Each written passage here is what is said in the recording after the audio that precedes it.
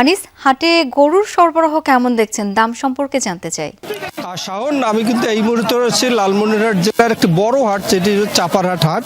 এই হাটে এসেছি এই হাটে আমি ঘুরে দেখেছি যে আসলে গরুর সরবরাহ আছে, বেচা বিক্রিও চলছে। তবে আমি একটু কথা বলবো এই হাটের ইজারাদার হাবিবুর রহমান বাচ্চু। আপনি একটু জানাবেন আপনার হাটে কেমন বেচা বিক্রি চলছে আর আপনার নিরাপত্তা কেমন দিচ্ছেন বাইরের পার্টি যারা এসেছে? আপনাকে ধন্যবাদ। আমার হাটে আপনার নিরাপত্তা 100% নিরাপত্তা আছে। বেচাকিনি 1000-এর উপরে আমদানি, বেচাকিনি আপনার 400-500। আমি আশা করি আমার আরও 3 হাট বাকি আছে ঈদের, এই 3 হাটে বেচাকিনি বাড়বে, এটা আমি আশাবাদী আর কি, আমি আশা করতেছি।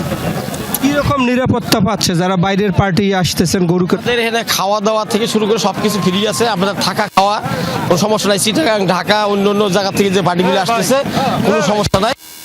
যার নিরাপত্তা আমাদের এখানে লোকাল এমপি যে আপনার রুকনউদ্দিন বাবুল, উনি সব সময় খোঁজ খবর নিচ্ছে লোকাল যে হাটগুলো আছে, হাটগুলো কীভাবে চলছে, কীভাবে আমার সাথে টাইম টু টাইম যোগাযোগ করতেছে, কী অবস্থা আপনার সব সময় আমার সাথে যোগাযোগ রাখতেছেন উনি।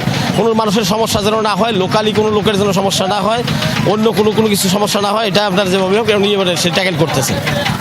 শাওন, আপনি শুনলেন যে আসলে হাট ইজারাদার উনি বেশ তদারকি করছেন, তাদের হাটের যে যাতে কোনো সমস্যা না হয় সে বিষয়ে তারা দেখছেন।